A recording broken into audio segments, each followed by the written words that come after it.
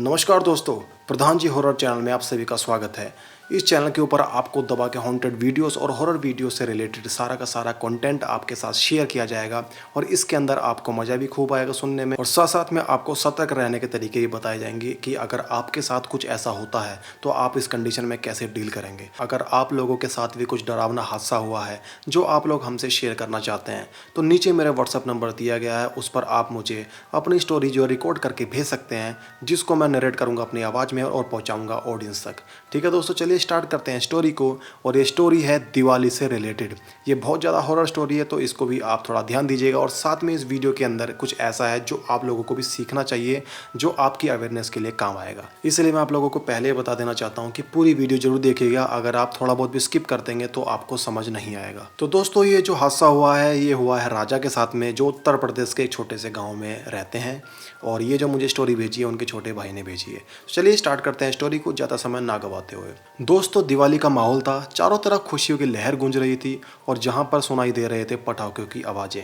अब इस बीच के अंदर ही उनके घर परिवार में कुछ बच्चे थे जो पटाखे दबा के फोड़ रहे थे। और बात करें राजा की तो राजा भी बैठकर अपने दोस्तों के साथ ड्रिंक कर रहे थे। अब इसके अंदर ये होता है कि बच्चों के पटाखे खत्म हो गए थे। उन्होंने राजा से कहा कि भैया आप हमारे लिए और पटाखे ले आइए। अब आप लोगों को यहाँ पर मैं क्लियर कर देना चाहता हूँ कि उनका घर सेक्टरों में था। अब सेक्टर में आप सभी को समझते हैं कि हर दूसरी गली बाद चौराहा आ जाता है, क्योंकि सेक्टरों में कोई सी भी गली कहीं पर निकल जाती है। और दूसरी बात ये थी कि भाई जब दिवाली जैसे त्यौहार के टाइम पर जो है रात को दुकानें हद से हद 8 से 9 बजे तक खुलती हैं। उसके बाद जो है सभी के सभी लोग अपने अपने घर चले जाते हैं त्यौहार मनाने के लिए। तो बच्चों की ये वाली बात सुनने के बाद जो है राजा कहने लगे ठीक है बच्चों, हम आपके लिए पटाखे ले आते हैं। अब उस बीच में होता ये है कि उनके 2 से 3 दोस्त थे तो उन्होंने अलग अलग रास्ता चुना कि भाई जहाँ दुकान खुली मिल जाएगी वहाँ वो हमें फ़ोन कर देंगे और वहीं से हम पटाखे ले लेंगे। सभी अपने अपने रास्ते चले गए, जिसमें राजा भी अपने रास्ते चले गए। अब कम से कम आधा घंटा ढूंढने के बाद उनको कुछ भी हाथ नहीं मिला तो वो नॉर्मल तरीके से वापस आ गए। बच्चों को थोड़ी हताशा हुई, पर जो थोड़े बहुत बचे कुचे पटाखे थे उन्होंने फोड़े। वहाँ पर लोगों ने दबा के खाना भी खाया, खूब इंजॉय किया, मिठाइयाँ वगैरह खाई और दबा के नाचे कूदे। जब सब कुछ एंजॉयमेंट करने के बाद सभी के सभी अपने अपने घर पर पहुँच गए, तब हुआ असली खेल शुरू। रात के तकरीबन 12 बजे हुए थे और राजा जाते हैं सोने के लिए। उनका रूम सेपरेट था। जैसे ही वो अपने रूम के अंदर एंटर हुए तो उनको कुछ हल्की नेगेटिविटीज़ फील हुई, जैसे कि अंदर का तापमान हल्का सा ठंडा हो। बट इस चीज़ को उन्होंने ज़्यादा गौर नहीं किया। क्यों? क्योंकि वो पहले से ही नशे में थे। और जब वो सोते हैं तो रात के 1 या 2 बजे का समय था। उन्होंने हमको बताया कि भाई उनके साथ होता ये है कि जैसी करवट लेने के लिए उन्होंने थोड़ा चेंज किया तो उनको ऐसा प्रतीत हुआ कि उनके सिराने कोई बैठा हुआ है और लगातार उनको ही घूर रहा है। उन्होंने एकदम से आँख खोली तो वहाँ पर कोई भी नहीं था, बट कि उन्होंने अपने मन का वहम मानकर इस चीज़ को इग्नोर किया। अब 1 से 2 घंटे बाद ही जब बजे 2 से 3 रात के, तो उन्होंने जैसे ही फिर से करवट ली है, उनको महसूस हुआ कि उनके पैरों की तरफ कोई खड़ा है और उनको लगातार देख रहा है। अब एकदम से ही फिर से आँख खोलते हैं तो वहाँ पर भी कोई नहीं था, बल्कि सिर्फ हल्के से पर्दे हिल रहे थे। उनको लगा कि हवा के कारण हिल रहे होंगे, बट फिर भी वहम तो वहम है। उनके मन में वहम बैठ चुका था और वो अंदर से थोड़े बहुत डर भी चुके थे, जिस दौरान वो सारी रात लाइट जलाकर सोते हैं। बड़े मुश्किल से उन्हें नींद आती है और जैसे तैसे करके उन्हें नींद आने के बाद जब सुबह होती है तो सुबह के 8 बज रहे थे और वो उठते हैं। जो उन्होंने देखा वो बिल्कुल भी उन्हें एहसास नहीं था कि ऐसा भी कुछ हो सकता है। वो देखते हैं कि भाई चारों तरफ फर्श पे जो है मिट्टी की धूल जो है जमी हुई थी और साथ ही साथ वहाँ पे बड़े बड़े पंजों के निशान भी थे। अब इसका अंदाज़ा लगाना बहुत मुश्किल था कि ये निशान हैं किसके, बट उनके अंदर दर्द काफ़ी हद तक बैठ चुका था। अब उन्होंने इस चीज़ को भी इग्नोर करने की कोशिश करी, क्या पता घर वालों की थोड़ी बहुत ही हमसे प्रैंक कर रहे हों या फिर मजाक कर रहे हों। उठते ही उन्होंने घर वालों को मौजूद किया और सभी को बताया कि उनके साथ रात में क्या हुआ, उनको क्या महसूस हुआ, और साथ साथ ही पंजों के निशान की बात भी कर कि अगर मेरे साथ कोई मजाक कर रहा है तो कृपया करके मजाक बंद कर दें, क्योंकि मैं वैसे ही काफ़ी डर चुका हूँ। सभी ने इस चीज़ से इनकार कर दिया कि हम किसी के साथ कोई मजाक नहीं कर रहे हैं। अब बाकी घर वालों ने जाकर देखा तो पंजों के निशान बाकायदा वहीं पर मौजूद थे, जिसको वो समझ नहीं पा रहे थे। तो उनकी माँ ने ये कहकर टाल दी कि भाई क्या पता तू नशे में था रात में, क्या पता तू ही चल रहा हो या फिर टॉयलेट करने के लिए उठाओ तुझको याद ना हो। राजा जो है इस चीज़ के ऊपर भी थोड़ा सोचने विचारने लगे, यार ये भी सच हो सकता है। अब वो तो दिन जैसे तैसे करके उनका निकला, पर जब अगली रात आती है, अगली रात भी उनके साथ सेम कंडीशन हुई, बट अब की बार थोड़ा सा भयानक रूप से हुआ। जैसे तैसे करके वो बिस्तर पर सोने लगे।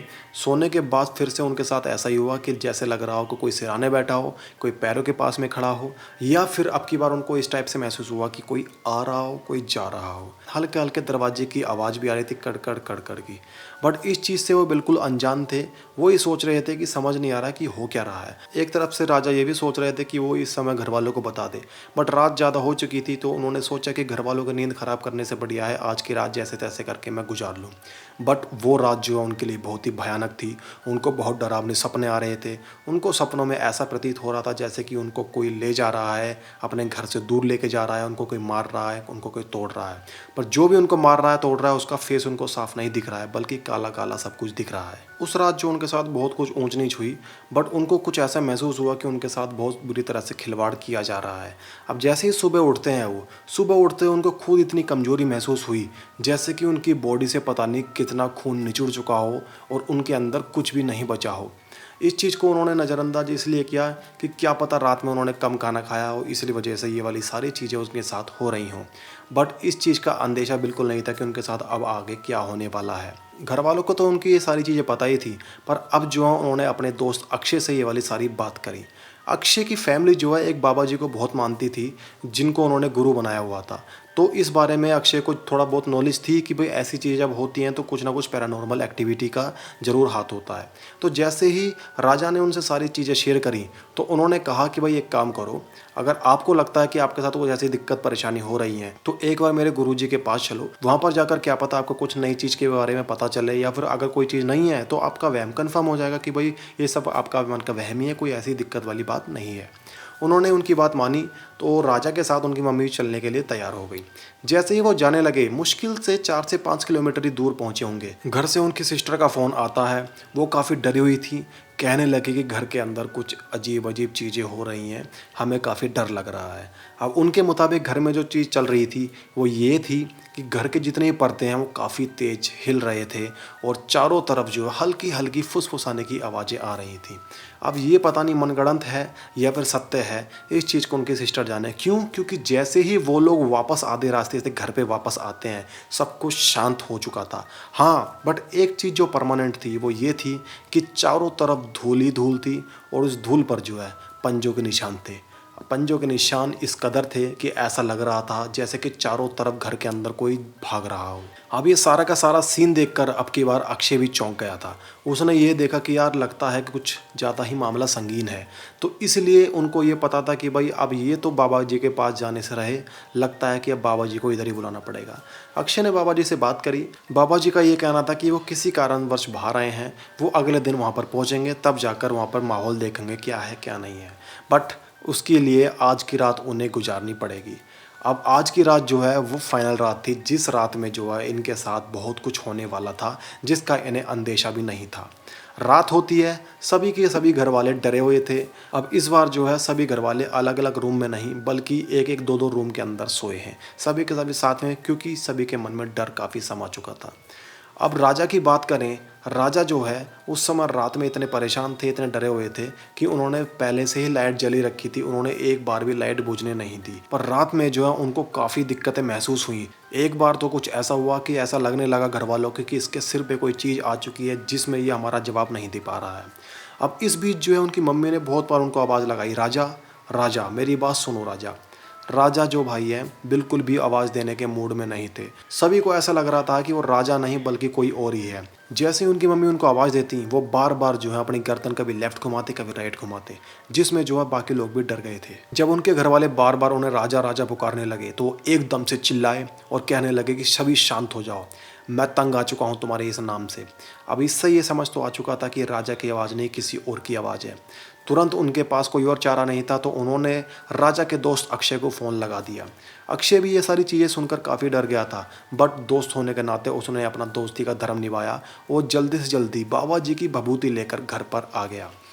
बाबा जी ने ये कहा था कि अगर कभी भी तुम लोगों को कोई भी चीज़ महसूस होती है, तो तुम अपने फैमिली के लिए ये चीज़ यूज़ कर सकते हो। तो अक्षय ने यही समझदारी दिखाई, वो अपनी फैमिली की जो भभूति है वो घर पर लेकर आए, और कुछ ना कुछ मंत्र पढ़ने के बाद वो हल्की सी विभूति उसकी जीभ पर जैसे तैसे करके चटा दी, जिससे राजा थोड़ा बहुत नॉर्मल हो गए हैं। अब राजा से ये वाली चीज़ पूछी गई, तो आप इतनी तेज क्यों चिल्लाए थे? राजा को बिल्कुल भी इस चीज़ के बारे में कुछ अंदेशा नहीं था कि उसके साथ क्या हुआ था। जैसे तैसे करके उसे रात गुजारनी थी। अब हुआ ये कि सभी को पता था कि राजा काफ़ी डरा हुआ है, मुश्किल से ही सो पाएगा। दोस्त को शांत करना था तो अक्षय से भी नहीं देखा जा रहा था।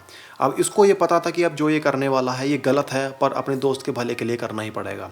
उसने जैसे तैसे करके फ़ोन लगाया अपने दूसरे दोस्तों के यहाँ पर।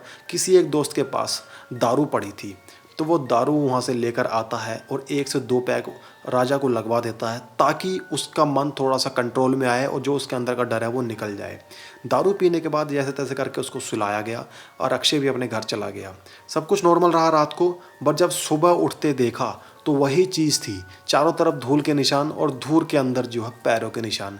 और जैसे ही घर वालों ने देखा कि राजा के छाती पर निशान लगे पड़े हैं पंजे टाइप के, और साथ ही माथे पर भी ऐसा छिला हुआ है जैसे ही कहीं पर चोट लगी हो।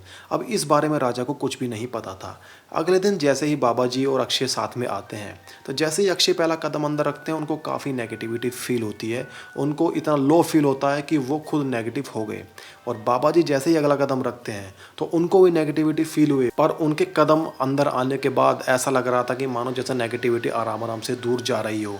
नेगेटिविटी दूर जाती चली गई और जो राजा का बिहेवियर था वो भी हल्का फुल्का सुधार होने लगा। बाबा जी ने राजा को घर के मंदिर पे बिठाया, बाकी सभी घर वालों को कह दिया कि आप थोड़ा साइड हो जाओ। सभी लोग साइड से बैठकर देखने लगे। बाबा जी उनके सामने थे। राजा को सामने से उन्होंने कुछ मंत्र पढ़े और बाकायदा कहा कि जो भी चीज़ है राजा के सिर पर आ जाओ और खुलकर बताओ। राजा सामने था बाबा जी के, उसने कोई जवाब नहीं दिया, ऐसे हल्का नीचे से मुंह था और कुछ नहीं बोल रहा था। और जैसे ही राजा को उन्होंने बार बार बोला कि जो भी चीज़ें अंदर आ जाओ, राजा ने एकदम से मुझे ऐसे किया और तुरंत आंखें खोल दी। जैसी आंखें खोली गुरुजी घबरा गए।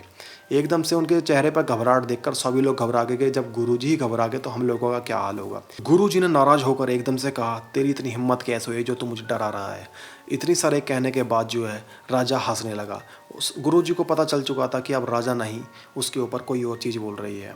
गुरुजी ने अपने चिमटा लिया, चिमटे से साथ माथे पर लगाया और कुछ मंत्र पढ़े।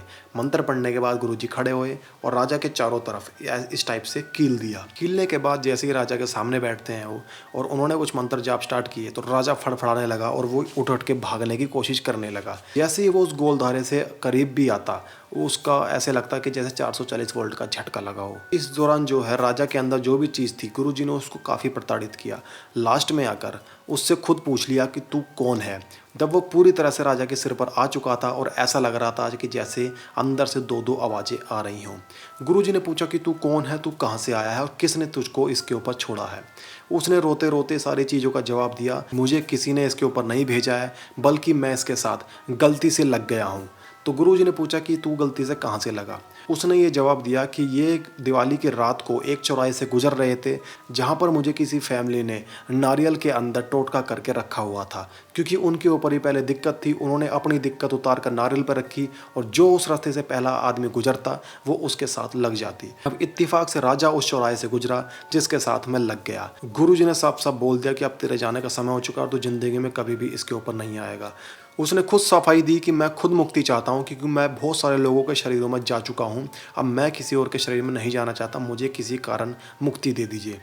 अब जैसे ही बाबा जी ने उसका नाम पूछा तो उसने कुछ अटपटा सा नाम बताया, बट नाम सुनकर ऐसा पूरा महसूस हो गया था कि ये एक मुसलमान है। तो गुरु जी ने साफ साफ कहा कि तू जल्दी से यहाँ से निकल और नहीं तो मैं तेरे साथ बहुत बुरा बुरा करूँगा। गुरु जी ने साफ साफ उससे कहा कि अपनी मुट्ठी ऐसे बंद कर और ज़मीन पे 3 बार मार और कह, ख्वाजा साहब की कसम मैं अब नहीं आऊँगा। जैसे गुरु जी ने कहा था ऐसे ही उसने 3 बार किया और ख्वाजा साहब की कसम अब मैं नहीं आऊँगा कहने के बाद गुरु जी ने कहा कि पीछे को लेट जा और चला जा। गुरुजी के कहते ही वो पीछे एकदम से लेट गया और उसके अंदर से ऐसे मानो कि जैसे राजा की खुद की आत्मा भी चली गई हो। अब इतना सब कुछ देखने के बाद सारे घर वाले डर गए कि राजा बेहोश कैसे हो गया। सभी लोग आवाज़ मारने लगे कि राजा राजा, पर राजा किसी की सुनने को तैयार नहीं था। पर जैसे ही गुरुजी ने एक आवाज़ लगाई कि बेटा उठ जाओ, राजा एकदम से उठ गया। अब ये सारी चीज़ें देखने के बाद गुरुजी ने कहा कि बेटा क्या तुम्हें हल्का महसूस हो रहा है? राजा ने कहा हाँ गुरुजी मुझे बहुत ही हल्का महसूस हो रहा है। गुरुजी ने कहा कि क्या तुम्हें कुछ याद है कि तुम्हारे साथ अभी क्या हुआ था? उन्होंने साफ-साफ मना कर दिया कि भाई मुझे कुछ भी याद नहीं है मेरे साथ क्या हुआ था। तो गुरुजी ने कुछ मंत्र पढ़े, थोड़ा बहुत प्रसाद दिया और साथ में गंगा जल हाथ में रखने के बाद उसको पिलाया। तो उसे नॉर्मल किया और उसको साइड में बैठने के लिए कहा। गुरुजी ने सारी बात खोलकर उनकी मम्मी जी को बता दी कि उनके साथ ऐसे-ऐसे हुआ था और ये एकदम से असर इसलिए दिखा रहा था क्योंकि ये एक जिन्न था और जिन्न कोई इतना आसान नहीं होता है निकालना। कई प्रकार के जिन्न होते हैं जिसके अंदर जो है कई लोग आराम से अपना असर दिखाते हैं और कई जिन्न ऐसे होते हैं जो काफ़ी एग्रेसिव हो जाते हैं। ये एग्रेसिव वाला था, नहीं तो कोई भी प्रेत आत्मा इतनी जल्दी असर नहीं दिखाती है। अब गुरुजी ने उसका पूरा इंतजाम तो कर दिया था, पर फिर भी गुरुजी ने ये कहा था कि इसको 1 से 2 दिन तक लगातार हल्की-फुल्की परेशानी हो सकती है, बट इसकी शारीरिक कोई परेशानी नहीं होगी, जो भी होगी मानसिक परेशानी होगी। इससे कहना कि ज़्यादा स्ट्रेस ना ले और ना ही ज़्यादा डरे। जो सब कुछ नॉर्मल होगा 1 से 2 दिन तक होगा, उसके बाद सब कुछ नॉर्मल हो जाएगा। इतना सब कुछ होने के बाद जो है अब जाकर गुरुजी ने इसको पूरी तरह से ठीक कर दिया है और उनका कहना ये भी था अगर ये थोड़ा सा ज़्यादा पुराना हो जाता तो इसका इलाज करने में हल्की-फुल्की दिक्कत महसूस होती। इलाज तो इसका तब भी होता, पर जितनी चीज़ें पुरानी हो जाती हैं उतना उनको निकालना बहुत मुश्किल पड़ जाता है और साथ-साथ में बहुत ही आराम-आराम से जाती हैं। और जब ऐसी चीज़ों को पता चल जाता है कि इनका अब जाने का समय हो चुका है, तो काफ़ी तबाही मचाने के बाद जाती हैं। आपकी किस्मत अच्छी थी कि आपने इसका इतनी जल्दी इलाज करवा लिया, नहीं तो आने वाले समय में बहुत ज़्यादा दिक्कतें फेस करनी पड़ सकती थी। आज भी वही राजा है, आज भी वही फैमिली है और आज भी वो जिन कहीं न कहीं भटक रहा है। पर ये सारी चीज़ें होने के बावजूद भी राजा और उसकी फैमिली अब खुशी-खुशी अपना ज़िंदगी बिता रहे हैं।